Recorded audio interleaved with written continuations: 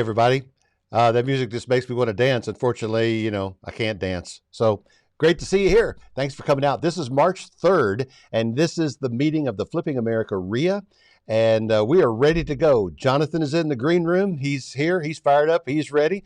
I'm ready. And so let's just dive right into the announcements. Okay, first of all, remember, this is a networking event, so say hi in the chat. I'll say that again in just a minute. Let me switch over here to the announcement screen, and if I can find the right button to push. There we go. This is the show today, the Happiness Dividend, and Jonathan Dio is joining us in just a moment. And now it's time for us to say the pledge. You ready? If I can hit the button. Oh, dang it. I hate when I do that, but y'all know what that means? That means I practiced, and I forgot to go back to the beginning. Now it's time to say the pledge. Hand on your heart. Here we go. I have a massive vision, which creates massive pressure, leading to massive action, which is the only chance I have to achieve massive results. The world doesn't owe me success. God doesn't owe me success. No one is going to work for my success. Therefore, no one is going to work harder for their success than I will for mine. I will give my all and then a bit more. So tomorrow, my all will be more. And that's just part of the pledge. We do part of it on Wednesdays and part of it on Thursdays. And this is what we're going to do tomorrow night on Thursday. Real estate investing by the numbers. Sooner or later, you have to take a look at the numbers. I know we get out there, we go, oh, that's such a lovely property, or that's such a horrible property. But really, the way we look at the property should not be affected as much by the curb appeal as by the actual numbers. And so tomorrow night, I'm going to do basically, it's kind of like an introductory course, or it's a good reminder for some of you who have some experience.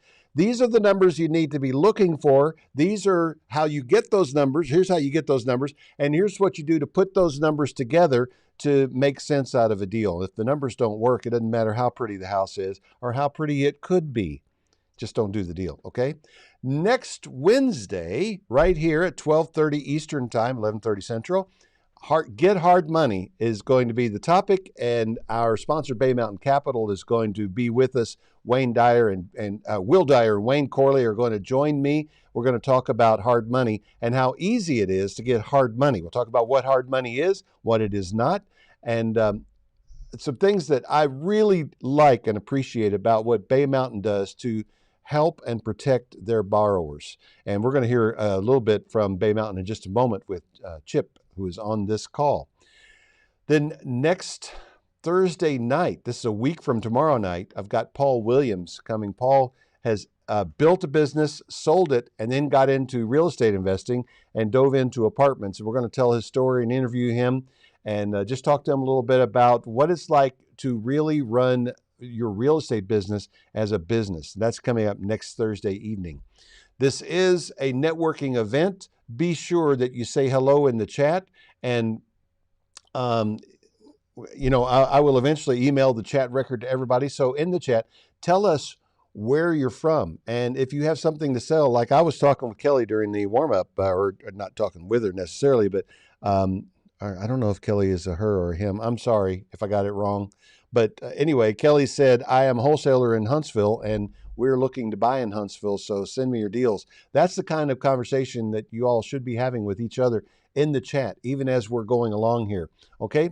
I was talking about the Real Estate Investor Association. This is a networking event. I've skipped the thing at the bottom. There's the link.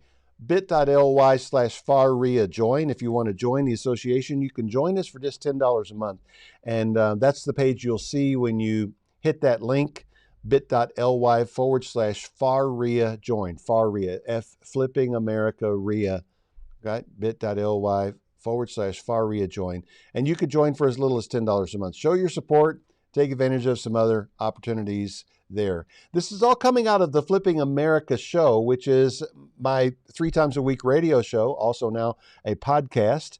And you can listen to the show through your podcast provider. You can listen to it if you happen to be in one of the stations where we're on the air, AM or FM, or you can download the Flipping America app and listen completely free. The advantage of the app is that it is the only source to really get full access to the show notes. When you have the app, you have the notes, not only the notes, but we cover a number of stories that we pick up from the internet, and the links are there, and the links are clickable inside the app. That's pretty cool. All right. So Flipping America is becoming many things. Of course, the show and this RIA. We are putting together the Flipping America Academy. We'll say more about that when it becomes a little bit more fully fleshed out. But a number of courses that you can take about real estate and financial education. Then the Buyers Club has been up and running since last July. This is a done-for-you investing service. If you want to buy cash flow, basically, you have the opportunity to buy inexpensive houses around the country and seller finance them. We provide the tools and the resources and the means, and we find the deals for you. All you have to do is be ready to buy the house. That's in the Flipping America Buyers Club. And then the Flipping America Network is coming up real soon. We just finished a round of focus group testing, but this is going to be the platform for buyers and sellers of investment property. Wholesale sellers will be able to list their properties on the platform and never pay a dime. You get a free, I think it's a 20-day listing, and if it doesn't sell in 20 days, we recommend you lower the price. But then you can relist or repost it with just a couple of clicks, and it never costs you anything. Buyers will pay a $250 technology fee when they buy the property, but here's how it works. Buyers tell us the zip codes they're interested in, and they could sit back and wait. When a seller posts a property in one of their target zip codes, the buyer gets a text message that says, look what just hit the fan. They can click on the link and look at the property. They can chat with the seller. They can arrange a visit. They can go to contract. DocuSign integration is built in to the app and also the web platform. And you're able to go to contract from your phone. You may even be buying a property with your watch in the near future. And wholesalers, you're going to love this because you don't have to maintain a mailing list. You don't have to go build a buyer's list.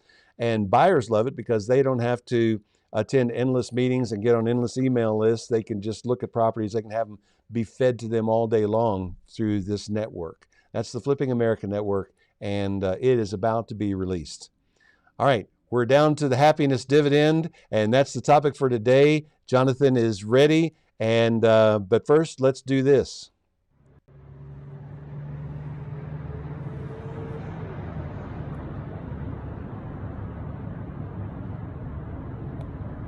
Hey everybody, how's it going? I'm coming to you live from my balcony right here in Midtown Atlanta. And the reason I'm outdoors is going to become apparent to you in just a few minutes. But today I want to talk about a property that we just rehabbed in Elkmont, Alabama. Now, I don't normally go that far out of the city, but this was a unique opportunity. This is a 100-year-old farmhouse that it was in need of some love. We picked it up from the HUD Home Store, and we're in the property for about $125,000, $130,000. Don't know the exact dollar yet. We've got a few more things to do. But now I'm going to throw up on the screen a little bit about what it looked like. Here's some before pictures, and there's what it looked like on the outside before. And the after picture of the outside is not that much difference, but you do notice some improvements there. We fix everything that's broken and make sure that everything is right.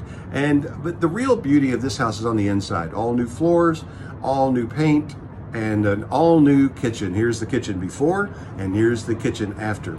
Beautiful job. Got the property on the market, got a full price offer. My investors are thrilled with this progress. We actually got a little bit more for it than we thought we were going to get when we bought it. And so that's always good. And so I'm thinking about this 100-year-old farmhouse, and I think it over and I think it over. And you know what would go great with a 100-year-old farmhouse? I had an idea, and here's the idea. We're going to go over here and we're going to go down here and look inside my humidor. Inside my humidor, there is a cigar that will go perfectly with this property. Oh, here it is. It's a Rocky Patel Decade. Yes. Old farmhouse, a cigar with a history. Why not? Right? All right. Now, I'm just going to, I can't wait to do this. I like these anyway. I've had them for a while. So cut it. And I'm thinking, what goes with a 100-year-old farmhouse and a decades-old cigar? How about this? A bottle of Bellemeade Reserve Bourbon. This is some good stuff. You can see, I've tried it. So there's a story with this bourbon. This bourbon was produced by Charles Nelson in conjunction with the Sperry Wade and Company in Greenbrier, Tennessee. Now, they were great. This bourbon was a bestseller, and it launched in 1878, but it was, of course, went out of business during Prohibition. Fast forward this story to 2006. Andy and Charlie Nelson, two young men, just graduated from college. They were running an errand with their father, and they saw, they were outside their home in Greenbrier, Tennessee, and they saw a historical marker about this distillery run by Charles Nelson. Well, that's part of their family's past. And one of the boys said this was one of the most clarifying moments in his life when they realized they had stumbled across the distillery that their ancestor had run, and they did some poking around. They found the actual buildings. Long story short, they reopened the distillery and are producing this historic bourbon. So while I get this cigar lit, I'm going to tell you that, yeah, there you go. And this is why I am outside. We're going to tell you that I like the idea of pairing a property with a cigar. It's kind of just an excuse to smoke a cigar and have a sip of an adult beverage. But I'll let you know in just a minute what the tasting notes are on this cigar and this whiskey, because, you know, I'm such an expert in all things, right? Okay, let's see here.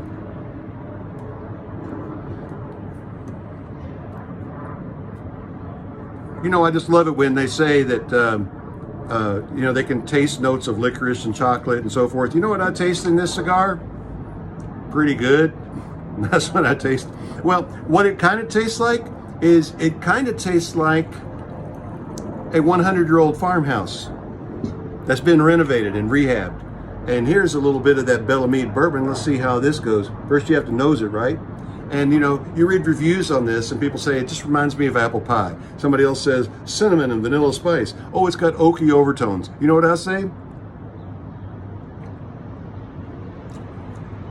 100-year-old farmhouse in Oakmont, Alabama. Yeah, I'm just as right as they are. You have a property you want to submit to me for a property pairing? Send it in to propertypairings@flippingamerica.net. I'll get it right. I'll come up with a perfect pairing for a whiskey and a cigar. How do you know I'll get it right? Hey, I'm the Flipping America guy. You can't argue with that. See you soon.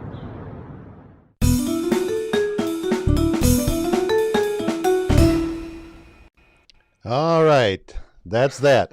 So send your email to propertypairings@flippingamerica.net. Tell me all about your property, and I will pair it. I'm looking forward to making another one of those videos. Jonathan, how are you, man? I'm doing really. That is the most unique beginning that I have ever seen. I think you found your tribe, man. That's really cool. I found my what?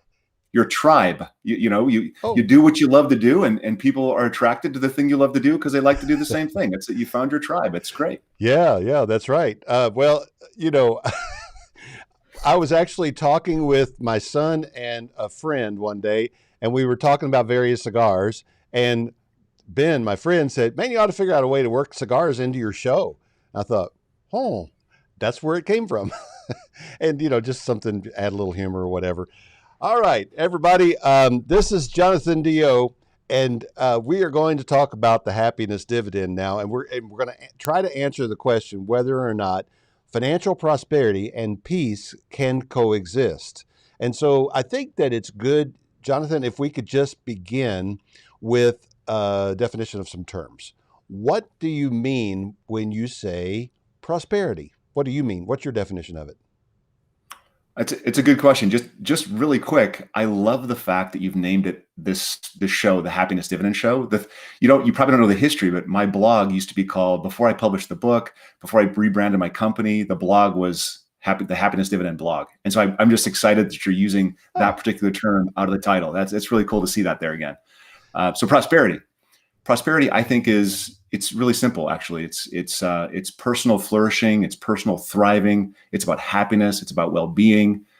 In my book, the entire middle section is about how philosophers and psychologists and religious folks have defined prosperity for thousands of years. And it includes things like family relationships, friendships, health, opportunities for learning and experience, meaningful work, self-accountability, generosity, optimism, gratitude. These are the things that are the signals of a prosperous life. Now, it often involves wealth, but it doesn't require it. Prosperity requires enough. It doesn't require wealth.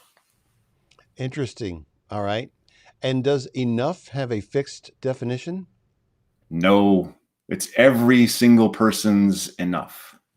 Yeah. Yeah. I can't remember which millionaire.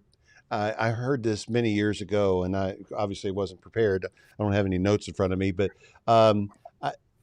it may have been J.P. Morgan, but I wouldn't go to the mat on that. They said, how much money do you really need? And he said, just a little bit more. Right. And so, but that almost belies the fact that, he didn't feel like he had enough. And so that creates some tension in there. All right. So on the other side of this prosperity, just give us a working definition of peace.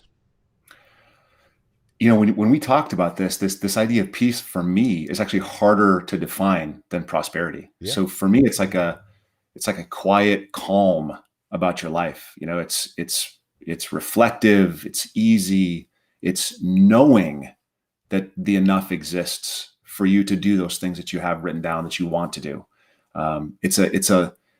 It's partially defined in the lack of stress and anxiety, but it's also just that knowing, that calm knowing that it's going to be okay. I think that's where, for me, I would define peace. Yeah. It's sort of like an attitude. It's all good. It's all right. Yeah, exactly. And I've told my wife this many times, and she's not on this call, but I'm sure she will hear about it because people that know her are on the call. But one of the things that she brought into my life, and I already had a pretty good measure of this, but I tell her one of the things I love about her is she just has a factor about her. When she's around, I just feel, it's all good. And Yep. yeah, it's hard to put into words, but that really is what peace is, and it's all good. And I think the peace is what enables you to avoid road rage by, just maintaining a kind of perspective about, that nobody was hurt, that didn't matter. And obviously that person has somewhere they need to be more importantly than whatever I think I need to do. And so, it's sort of a perspective Good luck thing. with that. Good luck with that. I can be very peaceful and then still experience road rage. Like there's an awareness about it's going to be okay, and that dissipates in times. Well, this is where I have a chance to maybe claim a little moral superiority because I really don't care, man. I'm not an aggressive driver. I really don't care. But that is what I tell myself when people cut me off. I say, obviously, you need to be somewhere more importantly than I need to be somewhere. And so you go right ahead because your schedule is more important than mine. And the other thing I tell myself, and this also allows me to laugh a little bit, I say, well, you see, unlike you, I planned ahead, so I'm not driving like a maniac to get where I need to be. I knew Atlanta traffic was like this, so I left early.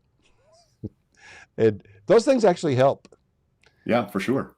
All right, so now we talked a little bit about prosperity and a little bit about peace. How do you connect those with the happiness dividend? So the primary title of the book is Mindful Money, and then the happiness dividend is in the subtitle. And so I think about it in terms of mindful money. And so let's talk about mindful money. That's an interesting phrase. Yeah. So it's, how do we bring mindfulness and money together? So it takes a little bit of history. I'll do this as quickly as I can.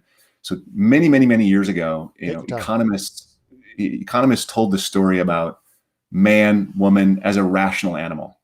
The idea is that, we gathered information, we gathered data, we analyze and we make trade-offs and we think about it very deeply, and then we make a rational decision. But it turns out that's actually not how we make decisions. If you think about your own reactions to things or your own, big decisions that you make, it's you're subject to cognitive and emotional bias. And that's what they decided like 20 years ago. Psychologists won the Nobel Prize in economics because of this concept of loss aversion. This is a bias we hold. And now today, they've chronicled hundreds of these biases. And this is what has become known as behavioral finance. But they said, you're not as rational as you think. You have all these biases, cognitive and emotional, but they didn't give us a path to how do we get around those biases. They just said, hey, you're subject to them. Good luck, right? So mindfulness is, it's become very, very, very secular. It's become something that every religion practices. It's become something that that many people talk about. That if you go to, there's YouTube videos after YouTube videos about mindfulness. There's coaches about mindfulness. There's entire corporate leadership groups that talk about mindfulness. I mean, mindfulness is a pretty well accepted concept. But what it is in general is this creation of this pause between a stimulus you receive from the outside world, that person cutting off in traffic, and your response, and your ability to say, maybe I don't need to yell at this person, because maybe, as Roger has told us, they have somewhere to be that's more important than where we have to be. And just recognizing that. And whether that's you bringing the mindfulness and the money together, it's maybe I don't need the boat. Maybe I should take this money and use a down payment on a piece of real estate. Maybe I should take this money and invest in a stock or a ETF. Maybe I should take this money and do something else with it. And then when the real estate, you get in there and you peel away one of the walls and you find dry rot, it's just what's there. You still have to just act and rebuild and fix it and go past it. And then, maybe you won't make as much profit on that deal, right? But that's okay. There's another deal, right? Don't overreact. Don't get too upset by it. Don't get emotional by it. But have that mindfulness that says, okay, this is what is. We don't need to overreact. And that usually makes life a lot more prosperous and a lot more peaceful. I like that. And really it's, I've wondered a little bit about, mindful being a buzzword and all of that, like you talked about.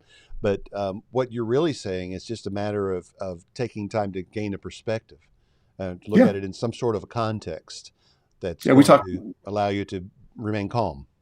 We talk about mindfulness as a doorway to rational behavior in that moment when you need the doorway. Yeah, I read a lot of books. I don't really remember even the names of all of them, but somewhere I read something about conversations. This has been a couple years ago now, and the main point that I took away from the whole book was probably 99% of the conversations you have in life, you can anticipate and you can prepare for if you will just take the time to do so. And that will make you much more articulate and much less likely to stammer or stutter or wonder what to say, even when it comes down to anticipating possible responses. That's kind of a mindful way of approaching conversations, right? Yeah, and the thing that's really important to understand is you can anticipate, but you can also, even if you anticipate it, you still have to catch it in the moment. So I have a 16-year-old boy, and I don't know what he's going to say today that's going to send me off the deep end, but he's going to say something. And so I have to catch myself after he says it before I respond. And so to do that, to catch myself, I have to have a practice that enables me to slow down that movie. And so that's where meditation comes in. Meditation enables you to understand how your brain works and try to keep it from responding the way it naturally responds. And so absolutely, pre-experience it and anticipate, and you still got to find that trigger and you still got to respond internally quietly before you get dragged down there. I'm smiling the knowing smile, Jonathan, because I have a 23-year-old son. His name is Jonathan, by the way. And he was 16 once. I know exactly. I think some sort of moron gene is planted into the brain of every 12-year-old, and it leaves at the age of to be determined in a lot of men. But anyway, take heart, though. Most young men by their 20s start figuring a few things out. I hope you're right. Yeah, we'll on that. Right now, it's frightening.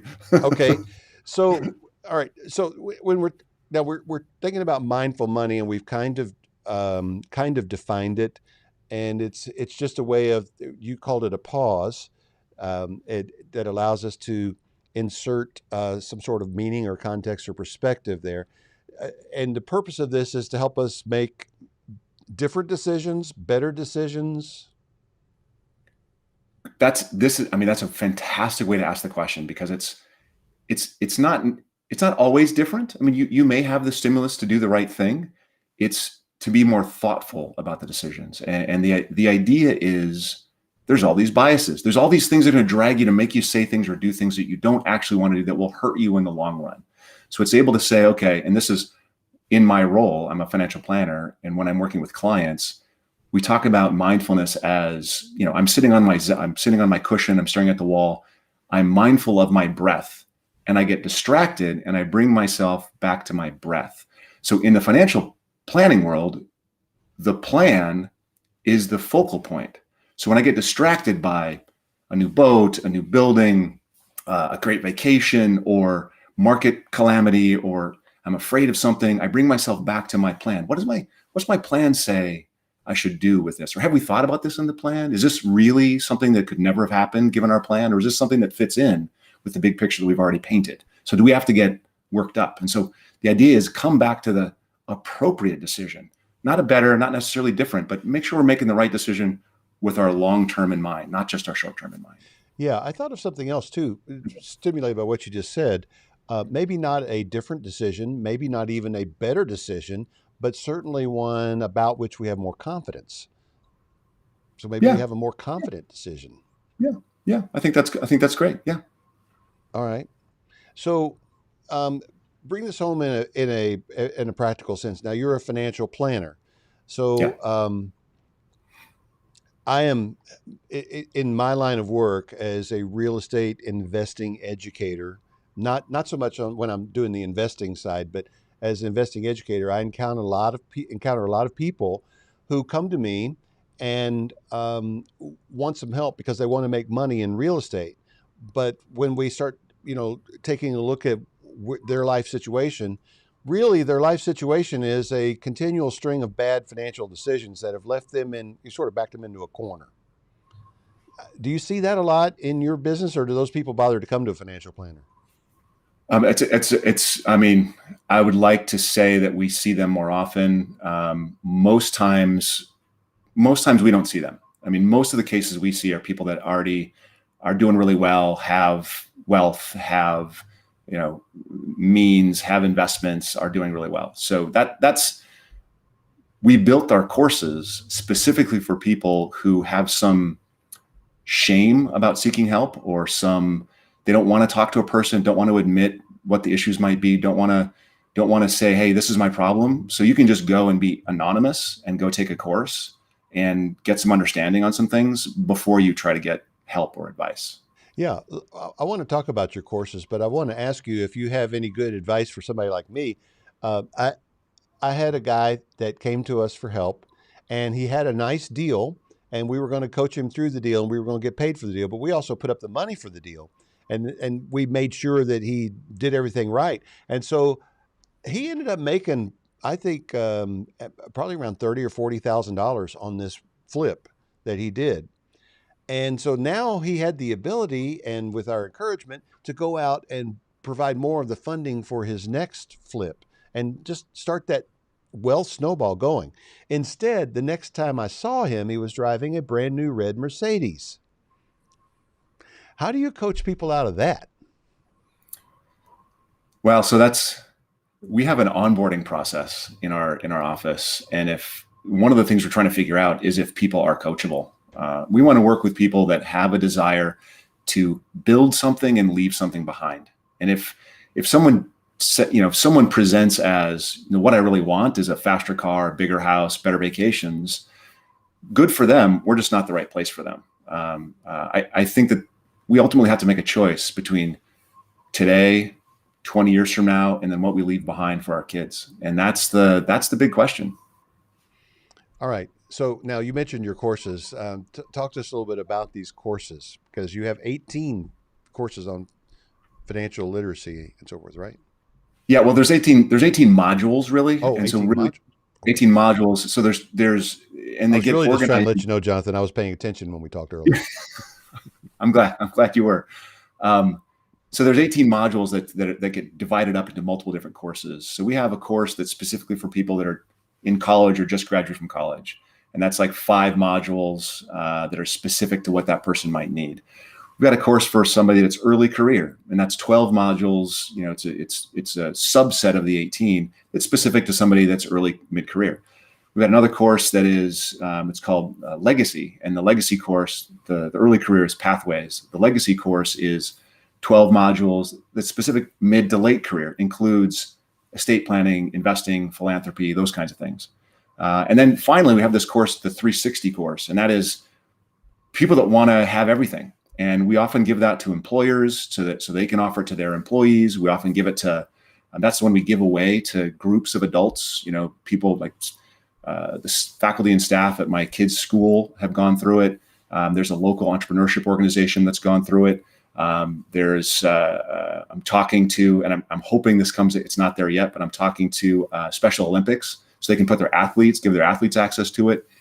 The idea is it's everything. It's soup to nuts. It's all you need to know on all the basic financial education that simply doesn't exist anywhere else. We're trying to just make sure people get some education before they start making big decisions. All right. Now, where does somebody need to go if they want to take this course or look into this? So you can go directly to our website, mindful.money, and you can go inside there, and you go to our services, and then the fourth item in the dropdown is financial education.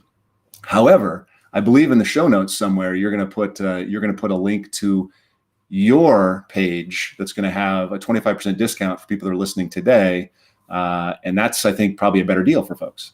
Yeah, we don't have that all set up yet, but we'll have it set up by this afternoon, I guess. And so I will send that out. And, you know, I don't know if we talked about that 25% discount, but that's a good incentive. All right. So we'll send you guys a link that will get you a 25% discount on any course. Is it any course they take, any module? Well, the 3 courses are going to be on the website or on your link are going to be the Pathways, the Legacy, and the 360. So they can take one that's appropriate to them, or they can just, get it all. All right. All right. That's good. Okay. So now you've got this financial education literacy, and I'm grateful for that. I know a thing or two about putting together a course online. It's a lot more involved. If you do a nice job, it's a lot more involved than people think. It is very, very involved. Yeah. But that's not really your day job. No. So tell us about your day job, what it is you do.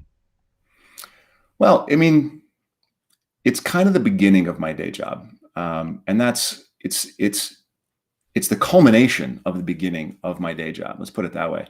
My day job, I work with, I've got a team, there's 8 of us. We work with 300 families in my local community, Berkeley, Oakland, California. And we help them with financial planning, with investing, with sort of perspective when worlds go crazy. We help them with big financial decisions, and that's just face-to-face. We're a wealth management firm. But in many wealth management firms, what they do over time is they try to move up market.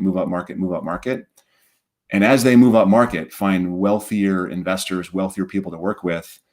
We have less expertise available, less access to education for somebody like my parents or somebody that's just coming out of college. And so we've built, in the last 24 months, we've built a number of courses. I'm in the middle of building my next course. And at the same time, we've got a digital platform that supports people that don't really have access to wealth management or a wealth manager like myself. It supports them with better investment choices, better behavior around their money, and education does that as well. So my day job, I left the Wall Street firms 20 years ago, something like that. And when I left the Wall Street firms, I started my practice with 2 fundamental concepts: more education and more financial planning. And that's it. And so we've done that for 20 years now. And this is just sort of the last piece of that puzzle where we can do this. We can give people access to education that they simply don't have access to elsewhere. Let me ask you a couple of just kind of basic questions. Sure. as a financial planner, can you help people outside of the state of California? We have people from all over the country I on this can, call. so all over the country, I can work with people all over the country. I can work with people. We have clients in Germany, France, the UK, Mexico, and so we have clients all over the planet, mostly developing countries. And we got to have a good relationship. Our country has to have a good relationship with their country for that to actually work out. There's some things we can't do internationally, but we work with people all over the country. So you probably don't have any clients in Syria or Iran. No, nothing in Syria, nothing in Iran. Oddly, nothing in Canada either. Oh, that's interesting. The U.S. gets along pretty well with Canada. We do. Although I hear they're getting ready to start a wall to keep us out. Yeah. Yeah. All right. So now I suspect, I don't know for sure, but I suspect there are some that are on this call right now that wonder why they would even need a financial planner. I know this may seem absurd to you, but make the pitch for having a financial planner in the first place. So I'm probably gonna go a different way with this. Okay. I don't think everyone needs a financial planner. Like I think there are people that don't need a financial planner, and those people are generally they're fine with the volatility. They know how to do the math and line things up. They know how to plan for their own futures, and that's fine. I mean, I work with people that want a financial planner. I'm not in the convincing business. I'm not trying to tell people that they need a financial planner. I think there is research that says, hey, you might benefit from a financial planner. You might benefit from better investment advice. You might, but then again, there's a lot of shoddy financial planning. There's a lot of shoddy investment advisors out there. So, it may be a crapshoot. You got to pick the one. You got to pick somebody that's going to actually really take care and really think about you and what's good for your family. And that's really, really important. Finding the right one. But some people can do it without one. I think that's reasonable. Well, when you said not everybody needs a financial planner, I started laughing because I thought, yeah, like 9 out of 10 people that talk to me on my way, I walk to work here in the city of Atlanta every day. And most of those people that talk to me, they don't need a financial planner. Some people need one. They don't realize it. They need any loose change I can spare to help them get some water, which they could go get for free almost anywhere. But that's a whole different subject. So so let me try the question again. What is a life situation in terms of wealth or risk tolerance or something that would prompt a person to come find a financial planner like you? I think that the number one question that people have when they come in, and we started kind of talking about this early on, is, will I have enough? How do I know if I'm going to have enough? How can I be confident that I'll have enough? And that question of what's enough for them, they want help figuring out that enough and figuring out how to ensure that they have enough and how to ensure that when they leave the planet, they leave something behind. And so somebody that is asking the question of, how do I make sure I have enough? I'm 5 years away from retirement. How do I make sure I have an income stream that I won't outlive? How do I make sure that income stream grows, rises with my rising cost of living? How do I make sure that I leave something behind for my kids and my community? And that's 90% of what we do. Yeah. How hard is it when somebody says, will I have enough, when you have to say no? It's really hard. Yep. I have someone I'm working with that we've been going back and forth.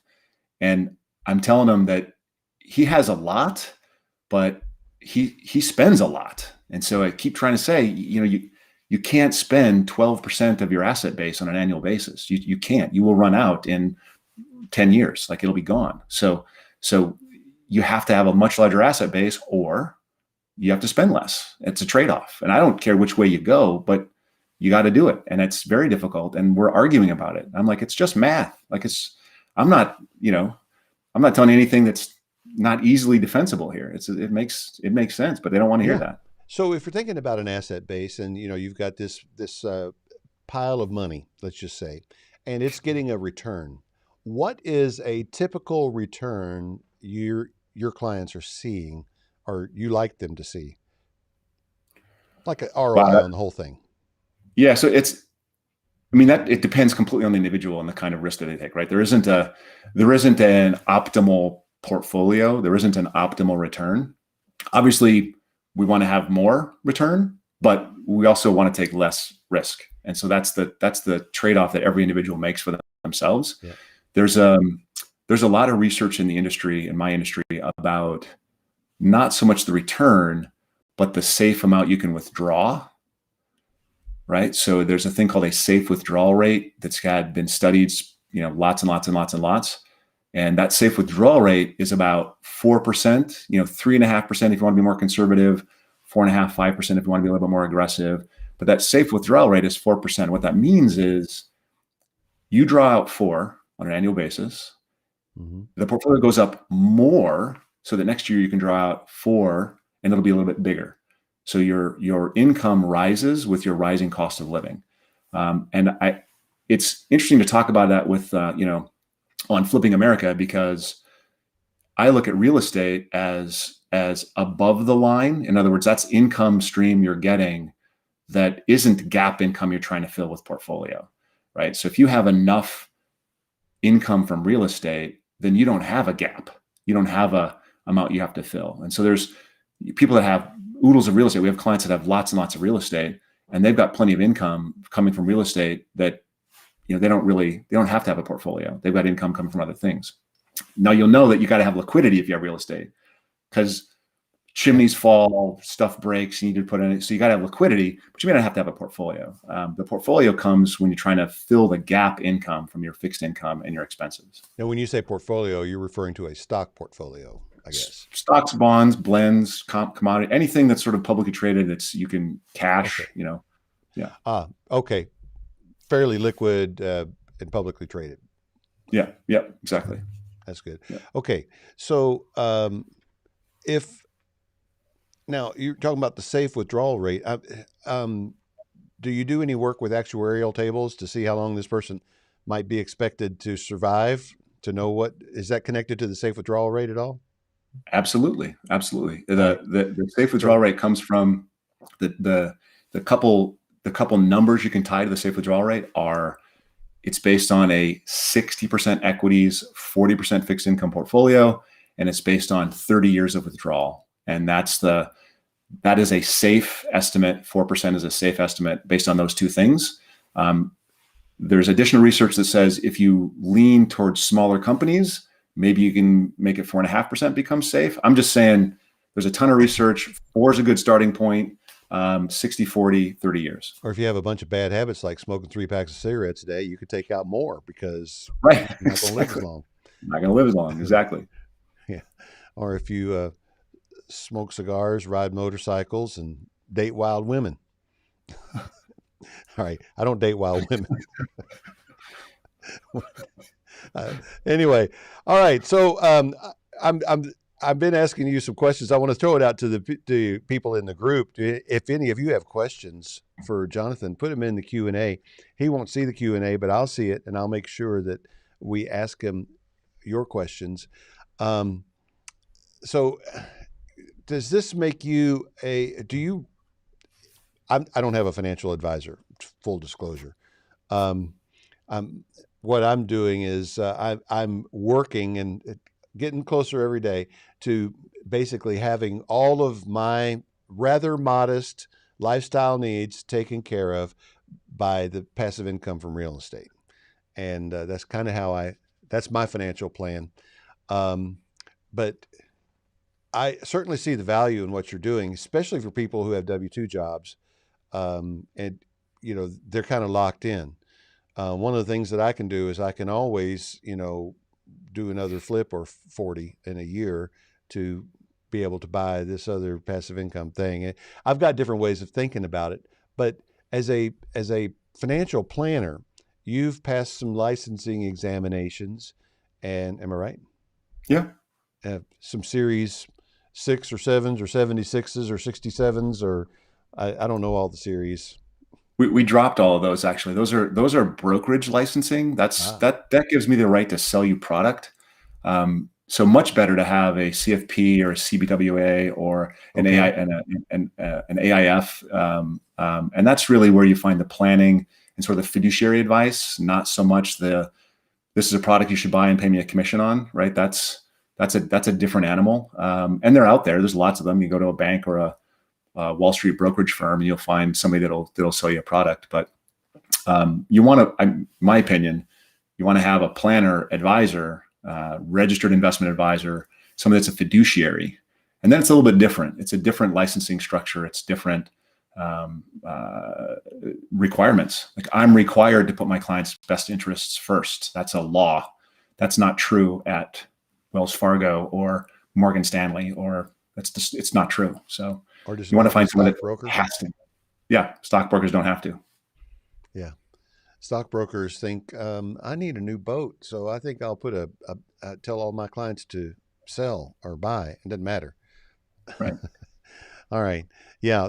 And I have very much a lay interpretation of what goes on in the world. And so I ask some questions that I kind of know the answer to, but I ask some because, well, I just don't know. Yeah. All right. I'm waiting for questions from the group. So far, no one has put any questions in the Q&A tab, so I'm just going to continue on. But we've already kept you a few minutes longer than I intended to keep you. Now, in your these courses that we can take, that will teach us about the need for financial planning and financial planner, and kind of point us in the direction, right? So no.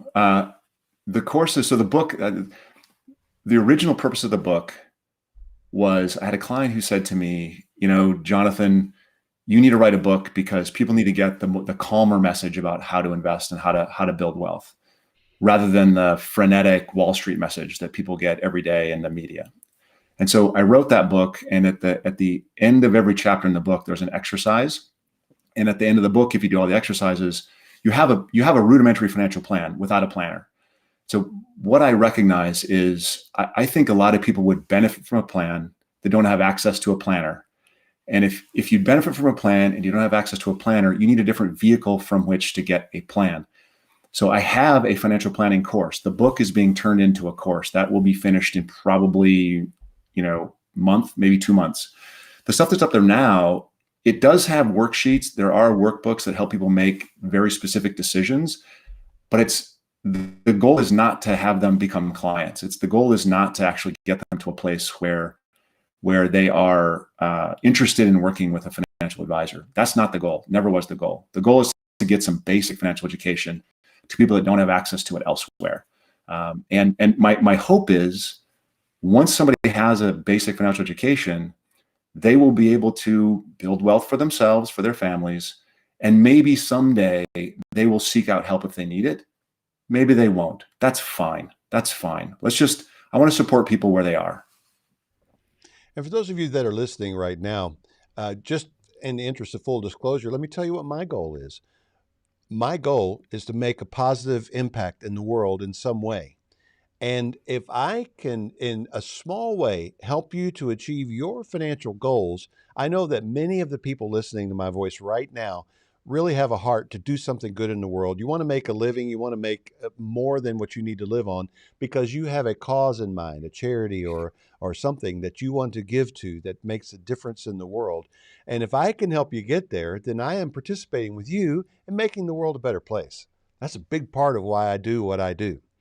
And I think that the other reason is that we're here. Another goal that I have for you is I want you to experience that peace.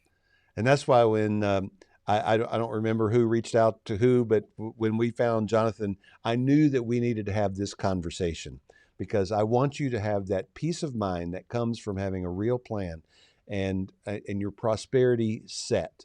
And I love your definitions of it, Jonathan. Enough. In fact, there's a pretty famous poem about that it's somewhere deep in the recesses of my brain. I need to find that poem. Lana, remind me to find that poem enough, and I'll share it with everybody in the post-show notes. All right. I want to give you a chance to give us a final word of inspiration, Jonathan. What would you have? There's a phrase that we use all the time, and it's very simple. Stop predicting, start planning, stay mindful. Love it. All right. Now you can't see the chat that's going on here, but what we're going to do is I want everybody to show your appreciation in the chat by putting some sevens in there. That's how we applaud on Zoom. And when I see them, I'm going to play the applause. Come on, show your appreciation for Jonathan right there. There they come. Yep. Oh, there's a lot. Yeah, a lot of sevens are coming across. Our listeners are appreciating you, and I certainly appreciate you. Thank you for taking the time to join us today.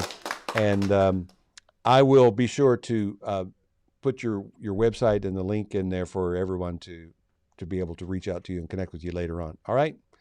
Thanks, Roger. All right. Thank you. Talk to you soon. Okay.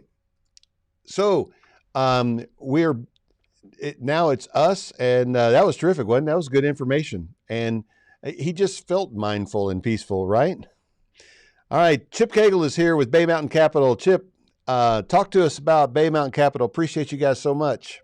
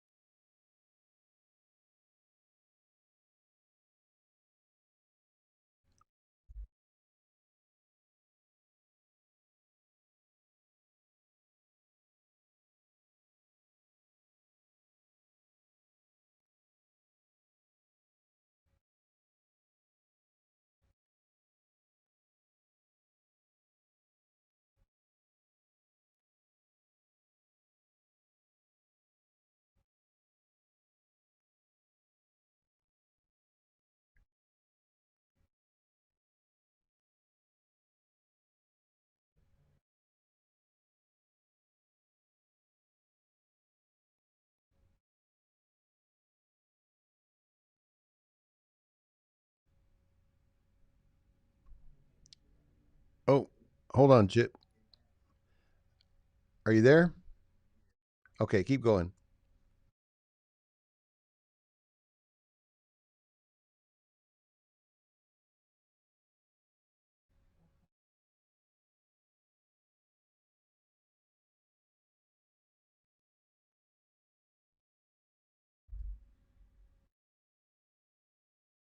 Yeah.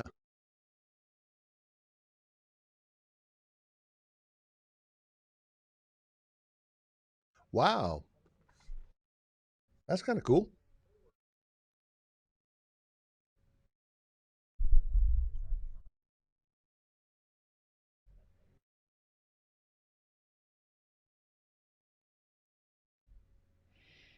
All right. That's great.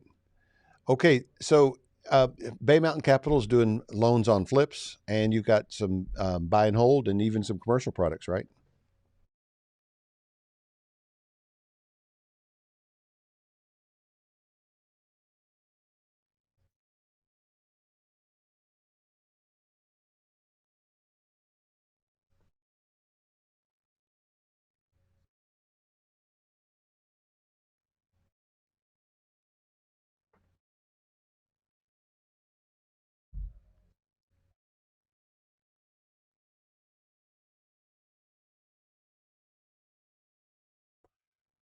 What's the is there any kind of income from that property without a lease that is considered for a debt to income ratio?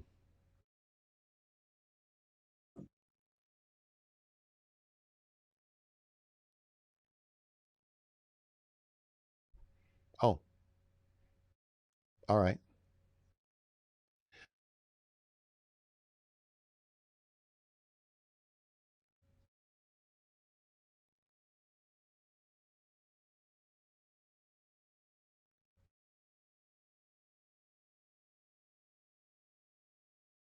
Yep. Yep. And you can also do an installment land agreement there too.